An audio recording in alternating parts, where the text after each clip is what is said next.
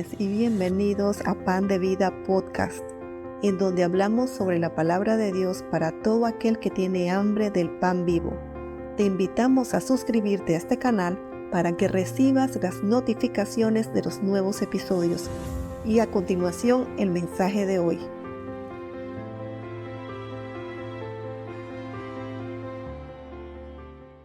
Que el amor del Padre, la gracia del Señor Jesucristo y la comunión del Espíritu Santo sea con cada uno de nosotros. Dando gracias al Señor por esta nueva oportunidad de reunirnos en su nombre, oremos. Padre, tú que eres bueno, tú que llamas las cosas que no son como si fueran, tú, Señor, que de lo imposible para nosotros lo haces posible. A ti y solo a ti sea nuestro reconocimiento, gratitud, honor y alabanzas. Iniciando hoy un nuevo tema, mi petición, Maestro, es que nuestro entendimiento sea alumbrado por tu luz, y de esa manera podremos ver la luz de tu palabra y mantenernos con la luz de la lumbrera que has puesto para mostrarnos el camino que conduce a ti. Danos, Señor, sensibilidad a tu palabra, a tu dirección, incluso a tus disciplinas y correcciones en nuestras vidas. Danos discernimiento, que sepamos entender el tiempo que estamos viviendo y hagamos provisión para los días malos que vendrán. Señor, sin afanarnos por lo que venga, te pedimos que nuestra provisión espiritual para aquellos tiempos muy difíciles que aún no han llegado, nunca falte a ninguno de nosotros. Haznos sabios y entendidos, a fin de que logremos aprovisionar todo lo que necesitemos en aquel día, y que sobre todas las cosas nunca neguemos tu nombre. En Cristo Jesús, Señor nuestro, te lo pedimos. Amén y amén. Hoy iniciamos una nueva serie.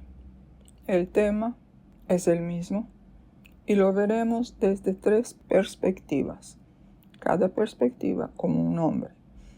Pero cuando lleguemos al tercer episodio, ¡wow! Ni que fuera una serie de televisión, ¿no? Todo se unirá y tendremos un solo escenario. Escenario este que es parte de la inmensa canasta de provisiones espirituales que el Señor está poniendo en nuestras manos en estos últimos meses.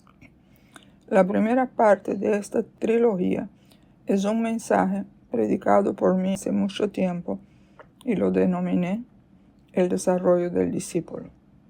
Si alguno de ustedes lo oyó en aquel momento, hoy lo entenderá mucho mejor. Y sin olvidarnos, lo que veremos hoy es necesario para completar la serie que estamos iniciando. Entremos en materia. Vayamos a Juan, Evangelio, capítulo 1, versículo 35 al 43. El siguiente día, otra vez estaba Juan el Bautista, y 2 de sus discípulos. Y mirando a Jesús que andaba por allí, dijo: He aquí el Cordero de Dios. Le oyeron hablar a los dos discípulos y siguieron a Jesús. Y volviéndose Jesús y viendo que le seguían, les dijo: ¿Qué buscáis? Ellos le dijeron: Rabí, que traducido es Maestro, ¿dónde moras? Les dijo: Venid y ved. Fueron y vieron dónde moraba y se quedaron con él aquel día, porque era como la hora 10. Andrés, hermano de Simón Pedro, era uno de los 2 que habían oído a Juan y habían seguido a Jesús. Este halló primero a su hermano Simón y le dijo: Hemos hallado al Mesías, que traducido es el Cristo. Y le trajo a Jesús. Y mirándole Jesús dijo: Tú eres Simón, hijo de Jonás, tú ya serás llamado Cefas, que quiere decir Pedro. Y mirándole Jesús. sabrán que esta frase me impactó. Esta expresión me impactó mucho y me puso a pensar. Y me decía, wow, Jesús lo miraría con esa mirada de, Pedro, te conozco, tengo un plan de vida para ti a mi lado. No lo sé. Pero eso me llevó a investigar esa palabra y encontré que la palabra mirar y todos sus derivados viene del griego emblepo y se usa muy pocas veces en el Nuevo Testamento. Eso significa que cuando leemos mirar y sus derivados en los Evangelios y aún en el Nuevo Testamento, no todas tienen ese significado de esa palabra que hoy me enfoco en ella. Así que esta palabra, mirándole, que viene del verbo mirar, utilizada por Juan, significa observar fijamente, observar con el sentido de discernir claramente. O sea, ahí hay muchas cosas involucradas. Y yo comparto algunos pasajes donde aparece esa expresión, que en el griego emblepo. No copié todos, pero los todos que aparecen son pocos en relación a otras palabras que involucran mirar y sus derivados, ¿no? Lucas 1:36, que ya lo leímos. El texto dice, Juan el Bautista, mirando a Jesús, o sea, observando a Jesús, observándolo, buscando discernir claramente, dijo, he aquí el Cordero de Dios. Yo le he comentado en el pasado, en ese momento, Juan tuvo una revelación de Dios y hizo la gran declaración que sigue siendo tomada en cuenta ya en el libro de Apocalipsis, cuando Juan ve a un cordero como degollado. Hasta allá se recuerda, he aquí el Cordero de Dios. Otro versículo, Lucas 22:61. Eso fue cuando Pedro está ya sentado con los calentándose en el fuego enemigo, cuando Jesús ya había sido apresado. Y ya el Señor está entrando o está allí o saliendo, no sé, el texto no dice. El texto dice, entonces, vuelto el Señor, miró a Pedro. Vuelto el Señor, miró a Pedro. Y Pedro se acordó de la palabra del Señor que le había dicho, antes que el gallo cante, me negarás 3 veces. En otra ocasión, cuando a Jesús se le acerca un hombre, vino corriendo el hombre y se arrodilla ante el Señor. Y este hombre es aquel que en el Evangelio de Mateo aparece con el subtítulo de El joven rico. Y lo voy a leer en su contexto de Marcos 10, del 17 al 22. Al salir él, Jesús, para seguir su camino, vino uno corriendo, e hincando la rodilla delante de él le preguntó, Maestro bueno, ¿qué haré para heredar la vida eterna? Era una buena pregunta, ¿verdad? ¿Qué haré para heredar la vida eterna? Jesús le dijo, ¿por qué me llamas bueno? Ninguno hay bueno, sino solo uno, Dios. Los mandamientos sabes. No adulteres, no mates, no hurtes, no digas falso testimonio, no defraudes, honra a tu padre y a tu madre. Él entonces respondiendo le dijo, Maestro, todo esto lo he guardado desde mi juventud. Versículo 21. Entonces Jesús, mirándole, le amó y le dijo, una cosa te falta. Anda, vende todo lo que tienes, dalo a los pobres, y tendrás tesoro en el cielo. Y ven, sígueme, tomando tu cruz. Pero él, afligido por esa palabra, se fue triste, porque tenía muchas posesiones.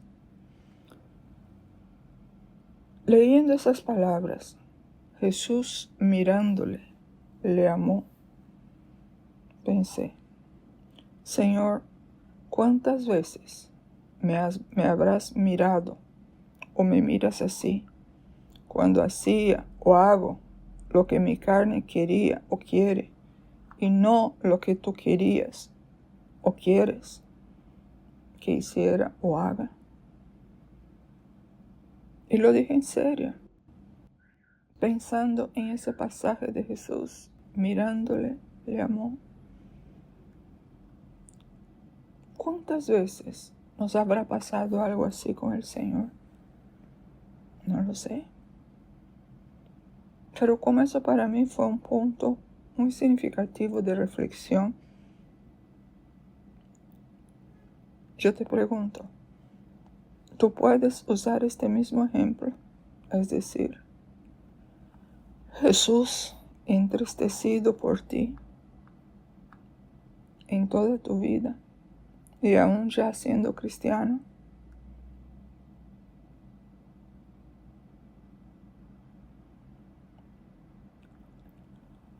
Realmente creo que yo nunca había internalizado esta verdad. El Señor se puede entristecer con mis acciones, con tus acciones, como también podría regocijarse con las cosas que hacemos y le son agradables. Yo les he hablado de la necesidad de agradar al Señor, pero nunca lo había mirado de ese punto. Sí, yo había pensado de contristar, entristecer el Espíritu Santo, pero nunca lo vi así en términos del Señor. O sea, Él que pasó por tantas cosas, con lo que Pedro le hizo, lo que nosotros le hacemos, y Él se habrá entristecido. No lo sé. Y luego, otra cosa que me llamó la atención en ese pasaje que acabo de leerles del joven rico de de Marcos, fueron las tres condiciones que le planteó el Señor al contestar su pregunta: ¿qué haré para heredar la vida eterna? Primeramente, el Señor le contesta que para heredar la vida eterna debería guardar los mandamientos. Esa es la primera condición.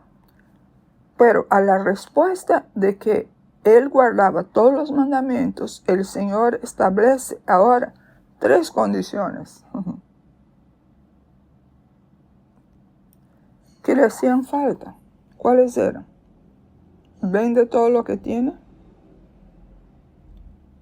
sígueme y toma tu cruz. Y el Señor está hablando con alguien, no pierdes eso de vista, el muchacho es o el hombre, lo que sea, y con alguien que tome en serio los mandatos de Dios. Ese hombre estaba preocupado por la vida eterna, pero él guardaba los mandamientos.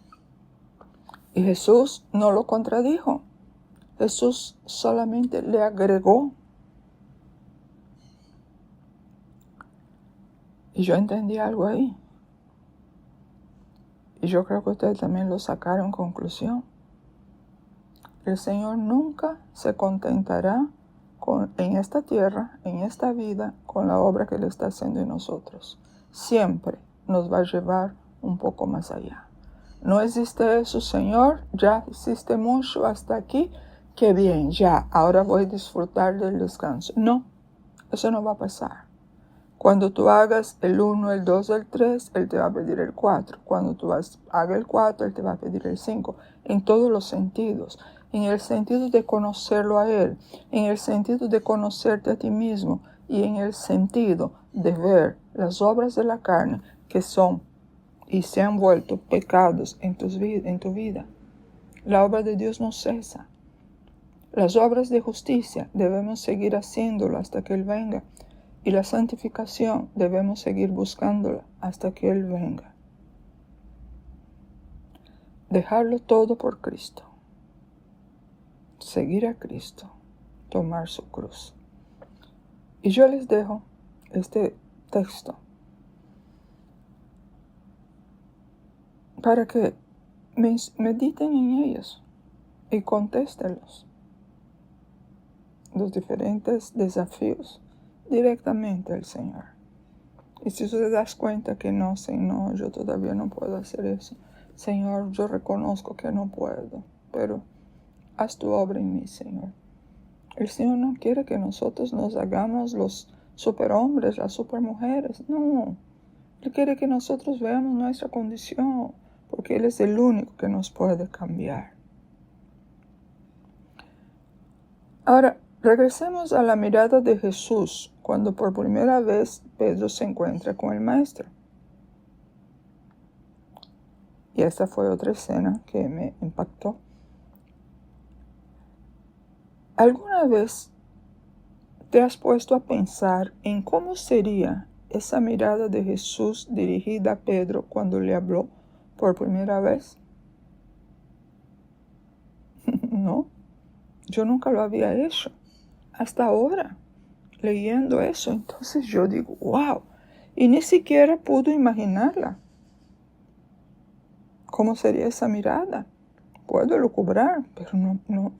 Mi imaginación no llega hasta allá. Lo que sí sé es que fue una mirada que Pedro nunca la olvidó. A lo mejor Pedro tuvo la sensación que el Señor lo veía de pies a cabeza tal como él era. No sé.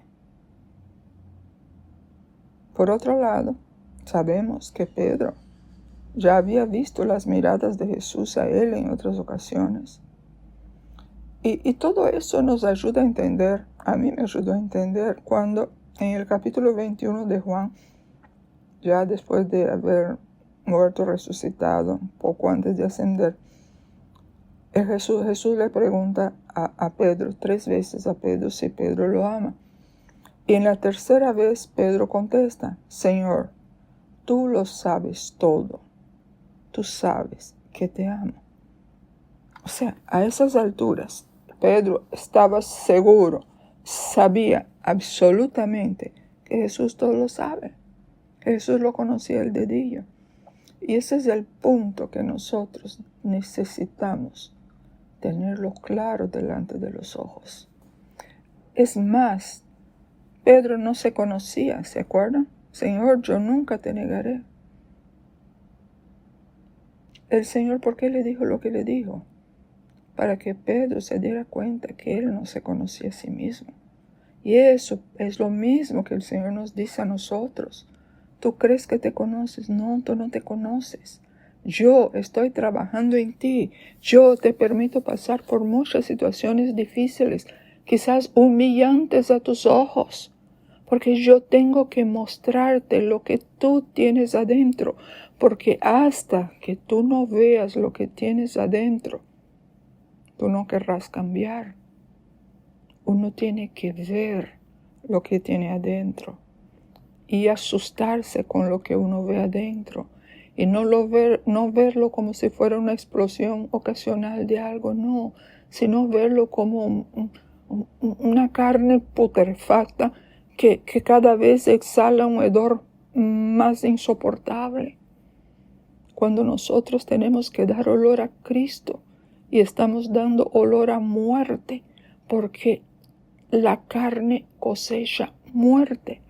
Por eso el Señor quiere que nosotros sepamos, no mentalmente, no con tu razonamiento, sino adentro, allá en tu interior, que Él nos conoce y que las cosas que pasan son para que nosotros nos conozcamos.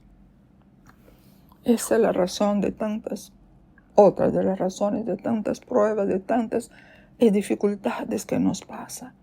Dios está empeñado a que nosotros nos conozcamos, porque el Señor sabe que cuanto más yo me conozco, más lo conoceré a Él. Esa es nuestra realidad.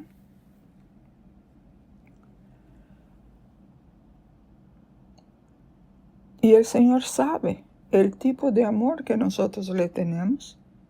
Es un amor imperfecto, claro que sí, pero le amamos. Yo estoy seguro que todos los que estamos aquí le amamos un poquito, porque aunque sea un poquito, obedecemos a su palabra. Y Jesús dijo, el que me ama mi palabra guardará. Entonces tú guardas su palabra y un 10% significa que tú tienes un amor de 10%, Pero está bien si sigue creciendo, porque antes tenía 0%. Si ya tiene 10, es avanzado, pero no puede ser que pase año tras año y todavía nuestro amor sigue en el mismo nivel. No, ese amor tiene que crecer. Y eso implica que yo tengo que haberme conocido más a través del tiempo. Pero Jesús, wow, en su gran amor, que si el amor de Él hacia nosotros es perfecto, y tratando con nosotros de acuerdo con este nuestro amor imperfecto, Él nos alienta a seguirlo. No hay nada que hagamos o que dejemos por Cristo que el Señor no lo tome en cuenta. Aproveche eso, aun cuando esté a solas, solito en cualquier lugar. Señor, qué bueno que yo pueda hacer eso delante de ti, Señor.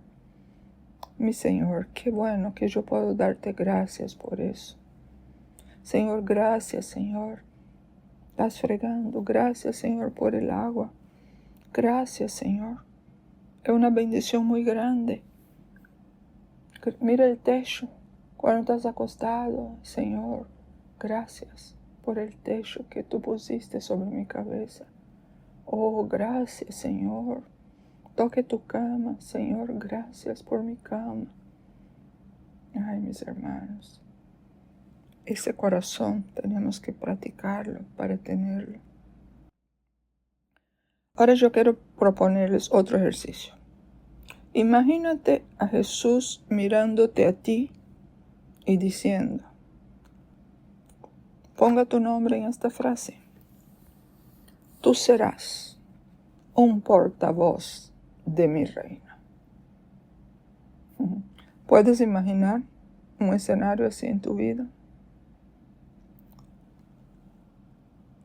Regreso al primer capítulo de Juan, al verso 43, que era la cita que teníamos en el paquete, ¿no? El siguiente día quiso Jesús ir a Galilea y halló a Felipe y le dijo, sígueme. Nuevamente, pensemos en cómo sonó esa palabra, sígueme. Él no le dijo, sígueme, ¿no? Tiene que haber algo especial, algo especial. Porque ese es el mismo Jesús a quien seguimos, el que nos mira con amor eterno, al que le hemos fallado tantas veces y quien nunca nos ha fallado a nosotros. Eso me lleva a Hebreos 12:2. Puesto los ojos en Jesús. Puestos los ojos en Jesús. Esa es la vida cristiana. Mantener los ojos puestos en Jesús. Cada vez que quitamos la mirada de Jesús, algo pasa. Tropezamos, caemos, nos mojamos, como Pedro. Cuando se mojó, se hundió en el agua, cuando quitó la mirada de Jesús. Y Hebreos 12:2 me lleva también, para mí, en Isaías 35:8. Y habrá allí calzada y camino, y será llamado camino de santidad. No pasará inmundo por él, sino que él mismo estará con ellos. El que anduviere en este camino, por torpe que sea, no se extraviará. Si mantenemos los ojos en Jesús, cuando nos extraviemos un poquito, Él nos estará diciendo, sígueme. Y al son de su voz, aunque ni nos percatemos conscientemente que lo hemos oído, volveremos a este camino de santidad. Dios es fiel, mis hermanos. Donde Dios encuentra un corazón que de veras quiere permanecer, que de veras quiere perseverar y da muestras de eso. Porque no es lo mismo decir, sí, Señor, yo quiero perseverar y sigo con mi vida normal. Sigo afanada con afanada con todos los afanes de esa afanosa vida. No. Un corazón de veras que está interesado en Él, que quiere más de Él, que lo puede ver prácticamente casi todo el día. Esa persona vuelve esa persona vuelve. El Señor la sigue llamando, sígueme, sígueme, sígueme. Valoremos y agradezcamos cada día todo lo que somos y tenemos en Cristo. El título del mensaje es El desarrollo del discípulo. Vayamos al tema. El discípulo de Cristo. 2 preguntas. ¿Qué es un discípulo? ¿Y qué es el discípulo de Cristo? Un discípulo es aquel que aprende de un maestro, lo imita, lo sigue. El discípulo de Cristo es alguien que recibe las enseñanzas de su maestro, el Señor Jesucristo, y las pone por obra. Ahora bien, hay características que se dejan ver, aunque de manera incipiente, en el discípulo de Cristo. El discípulo de Cristo es aquel que amará a Dios más que a todo, más que a todos, y aún amará a Dios más que a sí mismo. Lucas 14:26, palabras de Jesús.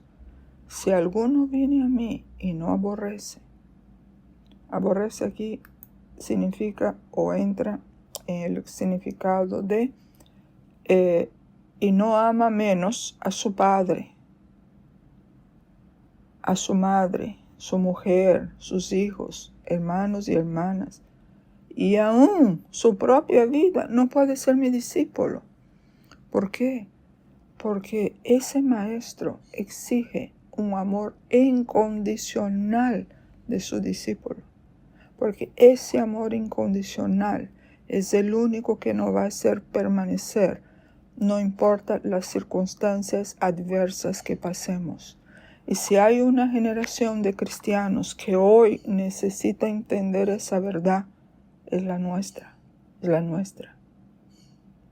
Cuando decimos el que no esté bien aferrado al Señor, con sus raíces metidas en la roca, que es Cristo, porque de Él viene nuestra fortaleza. De Él viene esta fuerza que no me permite a mí como un árbol caer. Me pueden tumbar, sí, me pueden desgajar, pero no me pueden sacar de la roca, porque mis raíces estarán bien metidas en la roca. El que no esté así no va a poder permanecer, mis hermanos. Porque por encima de cualquier amor humano, a cualquier cosa, a cualquier persona, debe estar nuestro amor total y completo por el Señor. El discípulo es aquel que se negará a sí mismo por amor a su Señor. Está incluido, ¿no? El que ve su vida de menos valor que el amor al Señor. Aquí Mateo, también las palabras de Jesús, Mateo 16:24. Si alguno quiere venir en pos de mí, niéguese a sí mismo, tome su cruz y sígame. Fíjense, si alguno quiere, eso es voluntario, mis hermanos. La parte más triste, tal vez, de toda esa historia, es que cuando una persona llega a perderse, antes de siendo inconverso, es porque no quiso la salvación. Pero si alguno llega a perderse siendo nacido de nuevo, es porque no quiso ir en pos de Cristo, negarse a sí mismo, tomar su cruz y seguirlo.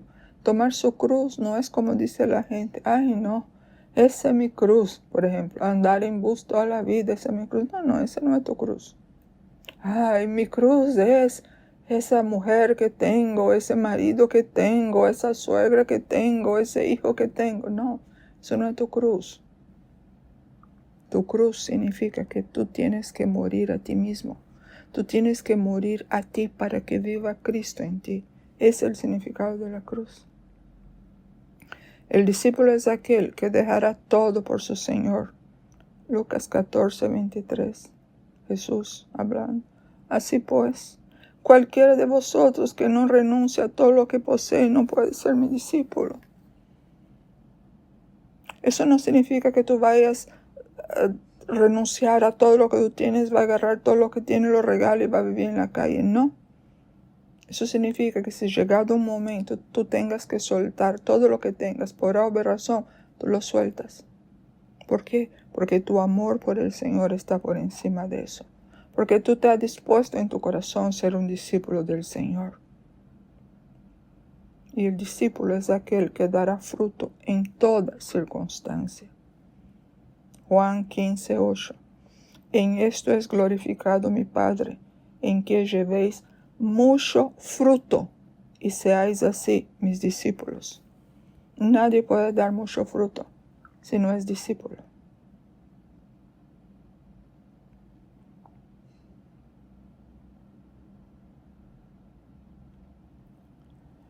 El discípulo es aquel que permanecerá en la palabra del Señor. Escuchen bien. El discípulo es aquel que permanecerá. Aquí hay un grupo pequeño, pero ese grupo pequeño ha permanecido. Así que yo diría que son discípulos, porque eso veremos más adelante. Hay diferentes estadios, digámoslo así, en la vida de un discípulo. Juan 8:31.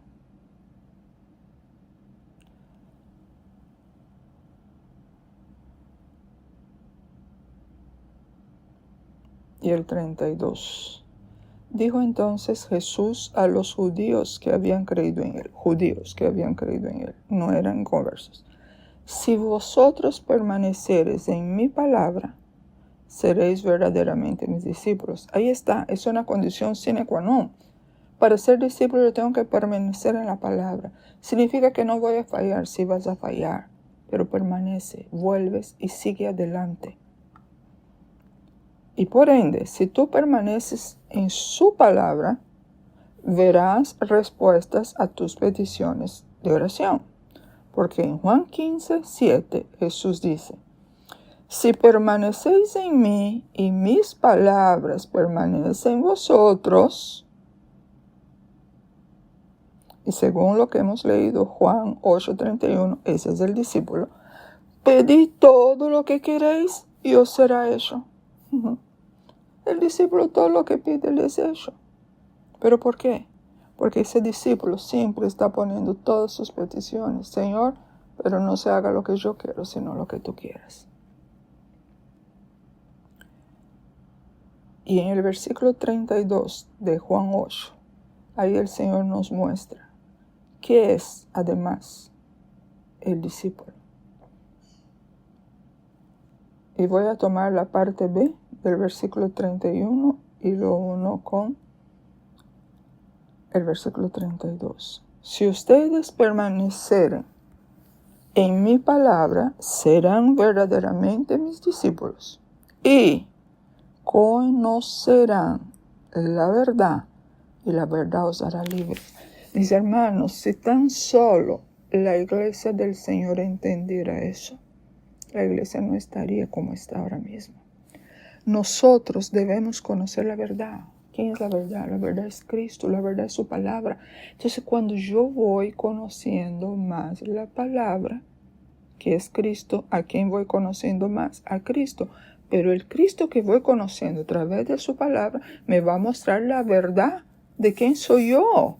Y cuando yo estoy viendo la verdad de quién soy yo, y reconozco que yo tengo un par de cadenas, entiéndase, obras de la carne, que a cada rato me hacen pecar contra el Señor, y yo empiezo a hacer aquella batalla para derribar esa fortaleza, esa verdad, que es Cristo, me hace libre. O sea, el discípulo de Cristo es llamado a ser libre. Entre toda la iglesia del Señor, el verdadero discípulo es más libre que todos los demás. Mis hermanos, eso es algo grande, grande, grande. Y si usted ve, todas las prédicas tienen una ilación. El Señor no es que te da es eso y no te dice cómo. Por delante Él te avisa, tiene que hacer eso y ahora te da lo otro. Eso es lo que tú tienes que hacer. Tú tienes que identificar cuáles son tus fortalezas. Porque esas fortalezas te impiden conocerte a ti mismo. Y si tú estás impedido de conocerte a ti mismo, eso mermará tu avance en el conocimiento de Cristo. Mis hermanos, yo he visto muchos hijos de Dios que sirven al Señor, pero no le conocen, porque no se conocen a sí mismos. ¿Y cómo no se da cuenta? Por la ausencia del fruto del Espíritu en esa persona, o por la presencia del fruto del Espíritu en esa persona. Es impresionante. Yo, cada vez que pienso en esas verdades, eso me impacta, mis hermanos. Y usted me entiende, ¿verdad? Cuando yo digo impacta, es algo que me hace un boom aquí adentro. Porque, wow, es algo increíble, es algo maravilloso. Y eso, ya ese poquito que uno vive aquí, es como un pantallazo así de micro, nanosegundos de lo que será la vida con el Señor. Entonces en ese momento uno se maravilla, wow, las palabras te quedan cortas. ¿Cómo no será cuando estemos con el Señor? No, hombre, eso es algo increíble. Cada día entiendo más lo que Pablo decía, porque esta leve tribulación momentánea no es comparable con la gloria venidera que en nosotros se ha de manifestar. Se ha de manifestar, todavía no es, pero ahora mismo hemos tenido o estamos teniendo atisbos de esos momentos. O sea, wow, Dios está haciendo algo hermoso en su iglesia. Ahora bien, yo voy a hablarles ahora sobre el desarrollo del discípulo. Para el que está formando discípulos y para aquel que se ha de decidir a ser discípulos. Hay 4 etapas en el desarrollo del discípulo. Se comienza siendo un simpatizante. Es la persona que le cae bien, sí, o sea, no habla mal de los evangélicos porque de repente tiene un amigo, tiene un conocido, ha recibido algún beneficio, en un momento difícil alguien lo aconsejó, oró por él, se sintió bien, es el simpatizante. De ahí, esa persona pasa a ser convencida, o sea, si está convencida, tiene, hay una vida diferente, pero todavía no tomó la decisión. Cuando toma la decisión por Cristo, entonces entra en la etapa del convertido. Solo siendo convertido se puede llegar a la 4ª etapa, que es ser un discípulo.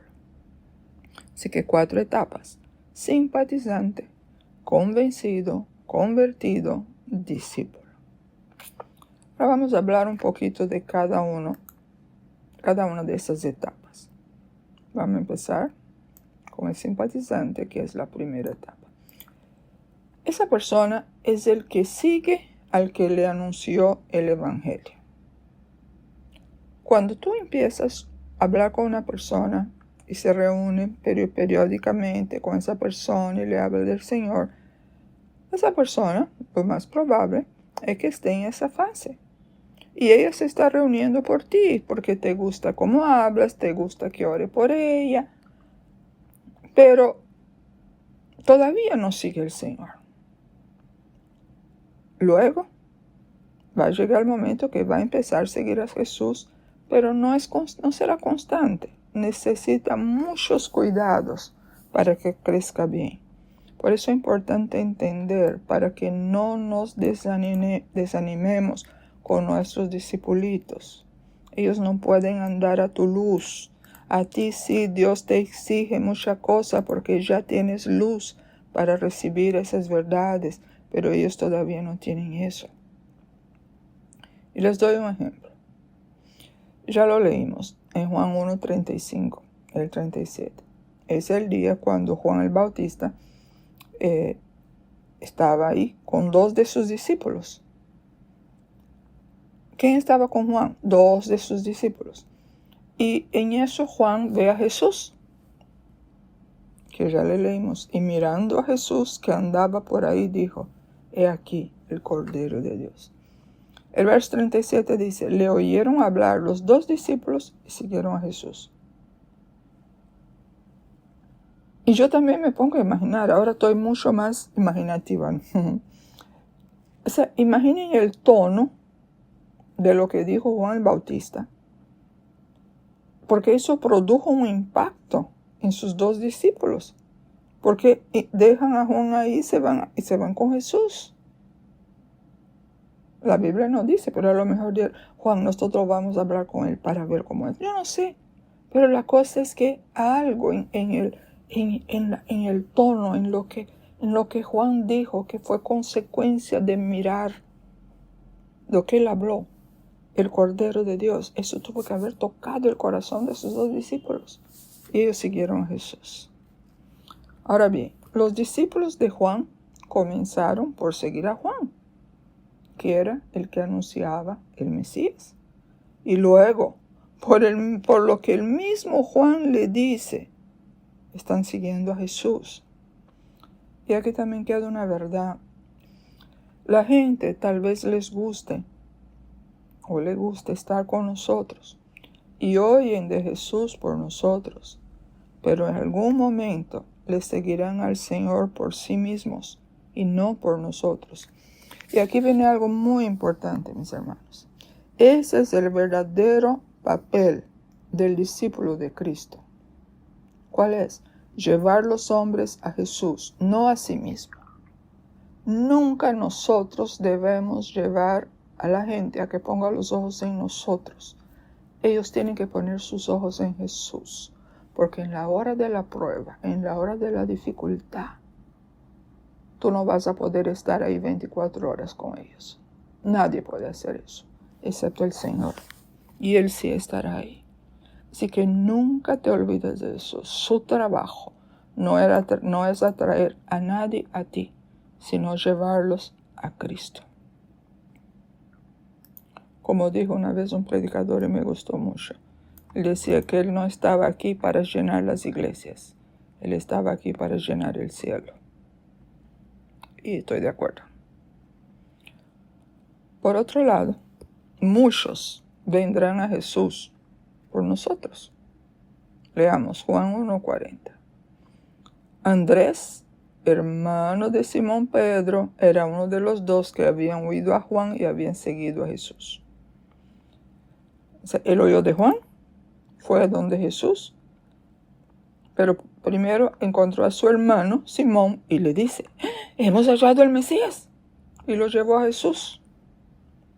¿Se nota lo que pasó? Andrés seguía a Juan. Juan le habló de Jesús. Simón lleva a su hermano para ver a Jesús.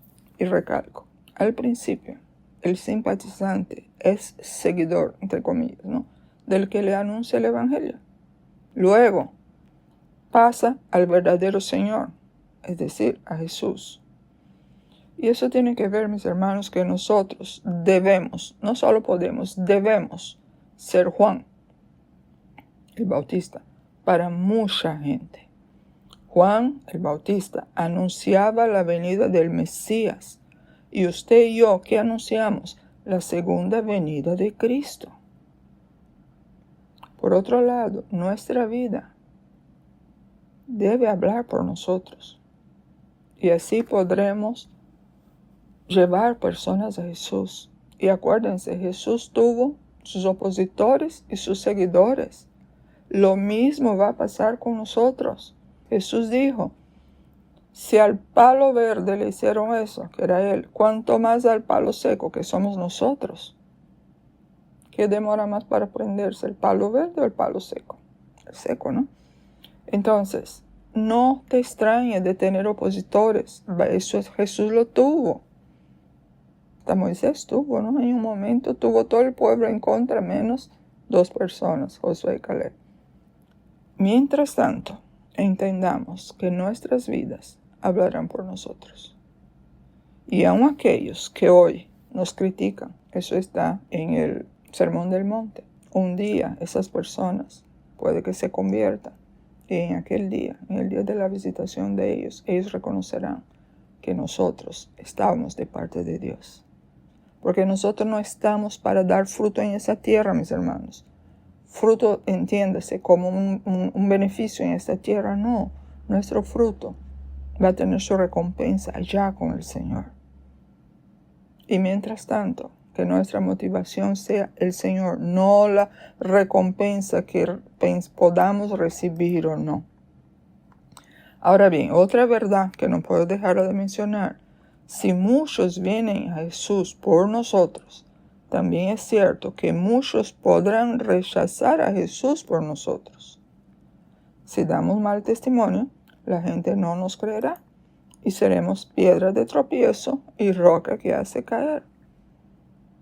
Cuán importante es que el anunciador, tú y yo, demos buen testimonio donde sea que fuésemos o estuviésemos. ¿Por qué?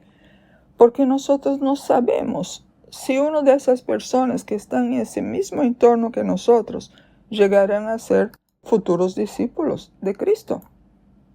Y nosotros hemos podido dañar ese testimonio.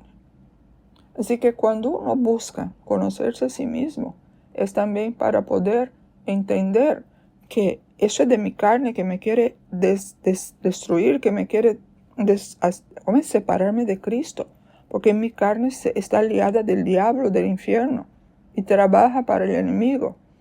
Como llamaría alguien, nuestra carne es la quinta columna. Esa expresión viene de la guerra civil en España, en la época de Franco, algo así. Que entonces quinta columna fue que un general logró infiltrar en el grupo contrario, no me acuerdo ahora cuál fue el grupo, como un grupo de personas, que era llamada quinta columna, ¿no? Haciéndose pasar por lo de ellos. Y así es nuestra carne. Ahora bien, la persona a la cual tú le hablas de Cristo y te oye es un simpatizante. Puede ser que estés viendo a tu futuro discipulito. En esa etapa les gusta oír de Jesús. Se sienten bien en las reuniones, pero todavía no hay una decisión seria. Si dejaran de reunirse o de oír, fácilmente se enfriarían y se apartarían, pues aún no han decidido seguir a Cristo. Ese periodo es variable, dependerá mucho de cada uno. En algunos puede tomar minutos o días, en otros podrá tardar meses o años, o peor aún, algunos nunca dejarán esta fase. La segunda etapa, el convencido. Ese es el que sigue a Jesús. Cuando los discípulos de Juan siguieron a Jesús, lo leímos, y ellos se volvieron y Jesús le dice: ¿qué buscan? Y ellos dijeron: Maestro, ¿dónde moras? Jesús les invitó: vengan y vean pues. Se fueron con el Señor y se quedaron con él aquel día. Ahora, ¿cómo actúa el convencido? Pasa por dos periodos o etapas. El convencido comienza a seguir a Jesús de lejos. En esta etapa se ha dado un paso más en la senda del discipulado, aunque todavía ni pensar en discípulo para él, pero él es un convencido. En ese momento el convencido quiere saber más de Jesús, pues ya habrá experimentado o recibido algo de Jesús. Él no es constante en su búsqueda. ¿Y por qué no? Porque todavía tiene muchos tesoros. Acuérdense de eso. Muchos tesoros que compiten con el Señor. Y tristemente sus tesoros tienden a salir vencedores. Aunque en ese momento de su vida, él ya no está siguiendo al que le habló de Cristo. No, al anunciador. Él está siguiendo al anunciado, a Jesús. El conocido, y voy a usar una figura del texto del Evangelio de Juan, aprende dónde mora Jesús, entiéndase. Aprende dónde puede escuchar de Jesús. ¿Qué significa eso? Que hay un mayor interés en saber cómo encontrarlo. Ya no se contenta con saber de Jesús por casualidad, sino que quiere saber cómo tenerlo más tiempo. entiéndase, aprender de Él, oír sobre Él. Es cierto que Dios está en todas las partes, porque es omnipresente, pero no lo vamos a encontrar en todos lugares. Nadie puede decir, Señor, hoy voy a un partido de fútbol para encontrarme contigo. O, Señor, hoy voy a la discoteca para encontrarme contigo. No. Entonces, en esa etapa, el convencido ya se ha dado cuenta que hay lugares definidos en donde buscar al Señor y quiere estar allí. Leímos en el versículo 39, refiriéndose a los 2 discípulos de Juan, y se quedaron con Jesús aquel día, ¿no? Y eso nos pasa a todos al comienzo de nuestra relación con el Señor. Pues, aunque el Señor está con nosotros todo el tiempo, escuchen bien, no es juego de palabras, aunque el Señor está con nosotros todo el tiempo, todavía nosotros no estamos con Él todo el tiempo. ¿Me entendieron, sí? Eso significa, hoy sí, me siento bien, estoy bien cerquita del Señor. Mañana, pienso que estoy a una eternidad de separación. En esa etapa de convencido, el Hijo de Dios, para llamarlo así, puede llevar a otros a Jesús, pero aún le cuesta hablar él mismo de Jesús. Y en la etapa del convencido, también puede darse el caso que la persona también ya ha nacido de nuevo. Y cuidado, que puede haber hasta simpatizantes que nació de nuevo, pero como no siguió alimentando el espíritu, seguía dándole lugar a la carne, no pudo resistir a la tentación y se alejó. Nosotros no podemos poner, ese es un estudio como que uno hace de una manera para entender mejor, pero nadie puede decir que eso es así al 100%, ¿no? Porque el Señor es el que conoce los corazones. Ahora bien, en la tercera etapa del convertido, aquí hay un cambio. Puede que la persona, el convencido, sí haya nacido de nuevo. El convertido es el que se ha encontrado con Jesús como el Maestro. Si hasta entonces Jesús era el Salvador, ahora comienza a ser el Maestro. Porque a ese momento de su vida, el creyente ya ha decidido total y completamente seguir a Jesús. Ya quiere ser discípulo, aunque no sabe ni qué significa eso, ¿no? Y tal vez muy adentro de él, aunque quizá no tenga ni conciencia, él ya está pensando matricularse en la guardería del discipulado del Maestro. Jesús pasa a ser más real para él. Se comienza a disfrutar más y más de la compañía del Señor. Entiéndase, de aquellos lugares donde se habla del Señor. En esta etapa, el aprendiz de discípulo, el convertido, ya puede hablar de Jesús a otros. Jesús se va haciendo cada vez más real para el creyente y su confianza en el Señor va en aumento. Aquí esa persona ya se dio cuenta que el estar en su presencia trae gozo al corazón. Y muchas veces al orar y alabar a Dios, sobre todo en grupo, ¿no?, se siente feliz y gozoso.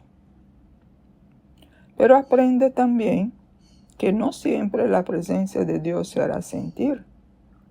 Y en ese momento puedes llegar, ¿qué hice yo? ¿Por qué ya no siento a Dios? Porque Él no entiende que el Señor no siempre va a permitir que nosotros experimentemos su presencia. Porque si así fuera, con este corazón engañoso que tenemos, seguiríamos buscando a Dios, no por Él, sino para sentirnos bien. Y el Señor no quiere eso. El Señor quiere que lo busquemos a Él por lo que Él es, no por lo que nosotros sintamos. En esa etapa ya del convertido, Jesús empieza la etapa de disciplinar al creyente. Por eso es bastante común que un creyente, como está recién nacido, como que las cosas le mejoran, en algunos, ¿no? Hay otros que empeoran, pero por lo general mejoran, se siente mejor, sus oraciones como que son más aceptadas, son más contestadas, mejor dicho, y él piensa que así va a ser siempre. ¿Por qué? Porque él pensaba que todo iba a ser fiesta, oraciones contestadas, felicidad, Y cuando el Señor empieza a disciplinarlo, algunos tienen un shock de realidad, ¿no? Y no lo pueden entender. Por eso es importante que las personas tengan un discipulador para que le pueda explicar todas esas cosas, porque así la persona no se aleja. Muchos no entienden eso y simplemente le dan la espalda al Señor porque nadie pudo atenderlos o explicarle. Y mucho menos va a entender la persona que Dios lo está disciplinando para romper muchas ataduras en su vida. Pero él no puede entender. Si a nosotros a esa altura aún nos cuesta, imagínense a ellos, ¿no? Pero al final, el convertido, él aprende que al encontrarse con el Señor y Maestro, también nos encontramos con aquel que disciplina y que azota. Y eso está en Hebreos 12, versículos 5 y 6. Hijo mío, no menosprecies la disciplina del Señor, ni desmayes cuando eres reprendido por Él, porque el Señor al que ama, disciplina y azota a todo el que recibe por hijo. Es esa parte de Dios que trata con nosotros en algunas áreas, porque no habría otra manera de entender si no fuera de esa forma. Bueno, ya al final, después de muchos años, ¿no?, de estar peleando contra Dios, digámoslo así, yo entendí que Dios no hace nada porque Él es malo, porque Él le gusta hacernos sufrir, no. Él permite las cosas porque no son necesarias. Nos gustan, la mayoría no, pero es diferente cuando a ti no te gusta algo y te revela, todo te revuelve por dentro y estás como amargado por eso. A que cuando algo te pasa, todavía no te gusta, porque la verdad es que no somos masoquistas, ¿no? No nos gusta, pero no va, Señor, yo sé que tú sabes que eso a mí no me gusta, que me cuesta mucho, pero yo sí entiendo que eso es necesario, Señor, porque en ese tiempo tú estás haciendo algo en mi vida. Eso cambia la circunstancia interna que estaban operando en mí. Y eso tiene que llegar a ser un secreto a voces, mis hermanos. Por eso es importante dar gracias a Dios por las pequeñas cosas en tu casa, en tu carro. Cuando tú vas en el carro, la tendencia nuestra es quejarnos porque el tráfico está pesado, porque bla, bla, bla. No, Señor, mira, yo te doy gracias, Señor, porque yo puedo ir en este carro. Porque, Señor, yo no tengo. Y más si esa persona ya conoció lo que es un transporte público. Puede hablar con propiedad, Señor, ahora es distinto, yo estoy muy agradecida, Señor. Entonces, o usar ese tiempo que tú vas en el carro, y mayormente uno va solo cuando va a trabajar, ¿no? Tome ese tiempo para orar. Y si cuando hay un tranque, simplemente diga, bueno, Señor, tú quieres que yo siga orando más, con más intensidad, y ahí tú puedes orar más porque tú sabes que va a demorar más, ¿no? Lo único sí que salga más temprano de tu casa contemplando todas esas eventualidades. Bueno, después de ese nuevo aprendizaje como convertido, tenemos que tomar otra decisión. Y aquí es donde mucha gente no sale de ahí. Porque en el cuarto paso debemos decidirnos a ser discípulos. El discípulo es el que sigue las pisadas del maestro. Y ahí me viene a la mente cuando Juan 1:43, que Jesús quiso ir a Galilea y halló.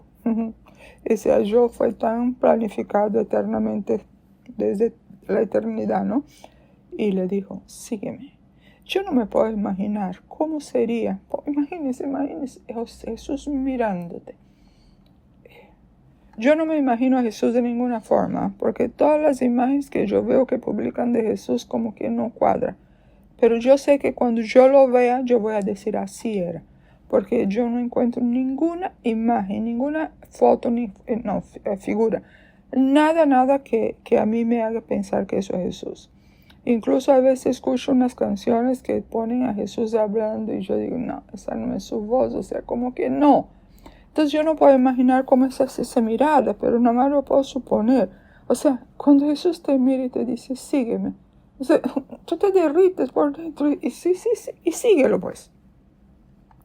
En esa cuarta etapa, ya hemos entrado en la senda del discipulado, aunque aún somos discípulos incipientes, discípulos novatos, discípulos recientes, discípulos neófitos, discípulos principiantes, discípulos recién llegados, discípulos inexpertos.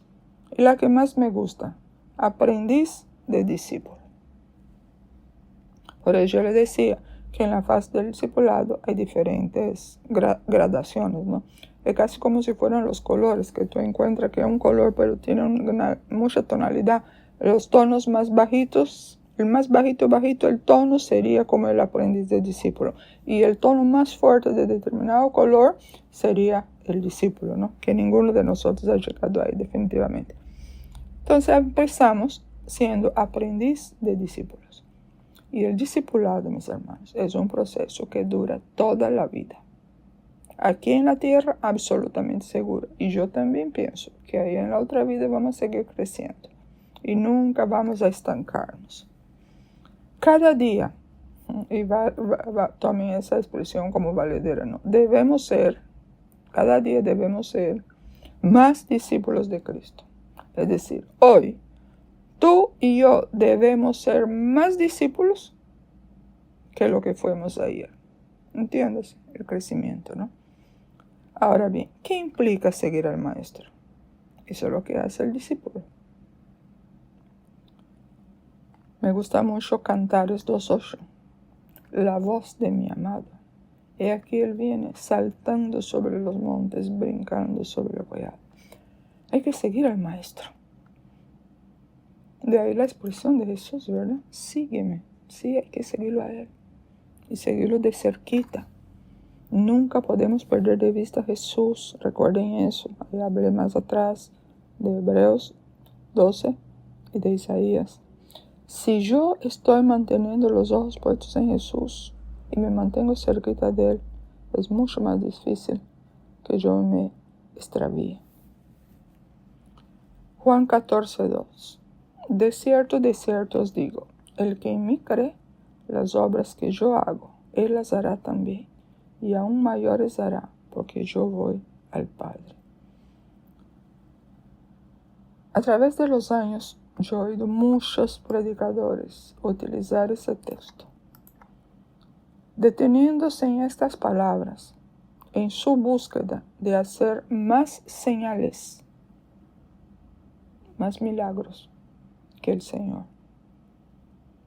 Y hoy yo me pregunto, ¿no? Pero ¿cuántos miran los momentos difíciles de la vida de Jesús como el sendero por el cual deben ellos pasar también? Porque yo tengo que tomar aquí las obras que yo hago, las hará también aún mayores. No sé, eso sí no lo hice, pero voy a tener que hacerlo. Si alguno de ustedes lo quiere hacer, investigar aquí el significado de esa palabra, obras. Yo pienso que obras está incluido todo lo que hizo Jesús, ¿no? Incluyendo su propia vida con todos los sufrimientos, todos los desaires, toda la oposición, todo lo que él pasó. Hay varias palabras, textos que nos muestran eso. Y yo quiero, estoy en eso, hará lo que hizo el maestro y más. Juan 13, del 13 al 15. Vosotros me llamáis maestro, el Señor, y decís bien, porque lo soy. Está bien que ustedes digan eso, es verdad, yo lo soy. Pero, estoy parafraseando, si yo, el Señor y el Maestro, ustedes me llaman Maestro, ustedes me llaman Señor.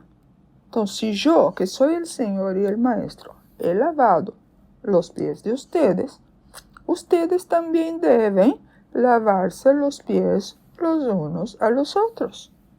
¿Y por qué? Porque ejemplo yo les he dado para que como yo lo hice, ustedes también lo hagan. Así de sencillo. Entonces yo me pregunto, ¿cuántos predicadores yo he oído aplicando este verso de Juan 13, del 13 al 15, al verso de Juan 14:12? El que en mí quiere las obras que hago, él también hará mayores. Ok. Apliquen eso en la vida suya también, los que están hablando, están interesados en puras señales. Yo pienso que uno no debe buscar hacer señales. Uno debe rendirse al Señor y las señales deben seguir a esa persona.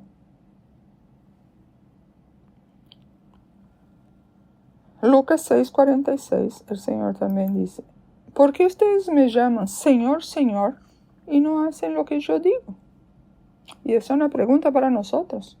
¿Cuántas veces tú llamas a nuestro Salvador de Señor? ¿O a nuestro Padre eterno de Señor? Muchas veces, Señor, Señor. Y Señor significa, ustedes lo saben, la palabra Señor viene del griego Kyrios y significa Señor, el dueño absoluto, el que tiene potestad sobre todos sus súbditos. El discípulo. Y hasta que no internalicemos eso, mis hermanos, vamos a tener mucho problema cuando vengan pruebas difíciles de soportar. El discípulo pasará por donde pasó el maestro. Jesús dijo, Lucas 23:31, porque si en el árbol verde hacen estas cosas, en el seco, ¿qué no se hará? Juan 15:20, acuérdense de la palabra que yo les he dicho, el siervo no es mayor que su Señor. Si a mí me han perseguido, también a ustedes os perseguirán. Si han guardado mi palabra, también guardarán la de ustedes. Primera de Pedro 2:21. Pues para esto fuisteis llamados, porque también Cristo padeció por vosotros, dejándonos ejemplo para que sigáis sus pisadas. Yo insisto, el discípulo pasará por todos los caminos que pasó el Señor. Obviamente, a nadie nos vamos a hacer todo lo que hicieron con el Señor. Pero no, es de acuerdo a cada uno. Así como las tentaciones nuestras no son tentaciones a nivel de las que recibió el Señor después cuando fue llevado al desierto inmediatamente después de su bautismo. Pero sí tenemos tentaciones. Pero debemos seguir las pisadas. ¿Qué pisadas? De la humillación, del negarse a sí mismo, del perdonar, del hacer el bien, aun al que nos haga mal. O sea, esas son las obras. Esas son las obras que debemos hacer como el Señor. El discípulo llegará a ser amigo de su maestro. Wow, esa frase, ese texto le quiero dejar con mucho énfasis, mis hermanos. Mediten en él también. Juan 15, 14 y 15. Vosotros sois mis amigos si hacéis lo que yo os mando. ¿Se acuerdan cuando Jesús dijo, el que me ama, mi palabra guardará? Palabra guardará significa hacer lo que Él manda. Eso significa, mis hermanos, que en la medida que vamos haciendo lo que el Señor manda en su palabra, nos vamos haciendo más amigos de Él. Mis hermanos, eso es grande. Eso es grande. No solo hijos de Dios, porque ya nos acostumbramos con esa denominación y ya casi la oímos como un lugar común. Pero no, amigos. ¿Qué es un amigo? Una persona que tú abres el corazón, que tú le hablas, que tú lo ves cercano y que el amigo, si es tu amigo, él te quiere ayudar, humanamente hablando, y va a hacer lo que está en sus manos. Y Jesús lo afirma, eso es Jesús. Si ustedes permanecen en mí, ustedes viven mi palabra, hacen lo que yo mando, ya ustedes son mis amigos. Ya no os llamaré siervos. ¿Por qué? Porque el siervo no sabe lo que hace su Señor. Pero yo os he llamado amigos, porque todas las cosas que oí de mi Padre os las he dado a conocer. Mis hermanos, cuanto más obedezcamos, más amigos del Señor seremos y más recibiremos lo que Él nos quiere dar a conocer. Eso va ligado, es que todo, o sea, al final uno predica 1000 prédicas usando diferentes aristas, e incluso uno usa muchas parábolas, muchas figuras, qué sé yo, pero todo se resume al final en una sola cosa: agradar a Dios sobre todas las cosas, amar a Dios sobre todas las cosas. Ya, el primer mandamiento. La conclusión: el Señor nos quiere como sus discípulos, haciendo discípulos. El discípulo tiene mucho a ganar y nada a perder. Sin embargo, cuesta, y es una decisión personal y diaria. La pregunta es: ¿en qué etapa estás tú? Fíjense, a mí realmente no es que yo diga, yo quiero saber en qué estás tú, en qué etapa está cada uno. No, uno ve muchas cosas. Pero lo que sí me importa, mis hermanos, es que cada uno de nosotros, que tú sí sepas en dónde estás y esté determinado a llegar hasta donde te quiere llevar el Señor. Eso es lo importante. Y eso es lo que yo anhelo ver en cada uno de ustedes. Y que ustedes puedan enseñar estas verdades a otros. Porque en la medida que ustedes aprenden y esas verdades llegan a ser parte de uno puede enseñar a otros. Y cuando uno puede enseñar a otros es porque el Señor respalda, porque no es lo que uno habla que cambia a la gente, es el Espíritu Santo que está en ti, por lo menos ahora estamos hablando a creyentes, que va a hacer que tú puedas entender lo que estás oyendo. Y lo mismo que le dijo Jesús a Felipe allá atrás, en el pasado, es lo que nos está diciendo desde que nos hemos convertido. Y lo sigue diciendo hoy y lo seguirá diciendo mañana: sígueme, sígueme, sígueme. Padre, yo bendigo tu nombre, Señor. Te doy gracias, Señor, porque me ha permitido llegar hasta acá. He podido hablar. Bendito eres, Señor. Y te doy gracias, Señor, porque tú eres el Maestro y nosotros tus discípulos. Comenzando todavía, Señor, en ese discipulado. Pero ya hemos avanzado un poco. Ya nadie es igual como era antes. Hay cambios, Señor, hay cambios. Y estos cambios simplemente corroboran tu obra en nosotros. Porque no es nuestra obra, Señor, es la tuya en nosotros. Y estamos agradecidos por eso. Que ninguno, Señor, de nosotros abandone ese discipulado contigo.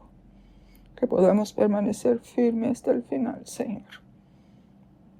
Viéndonos como tus hijos, como tus amigos.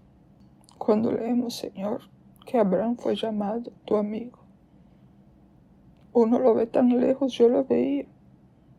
Y ahora esa palabra se me hace grande, Señor.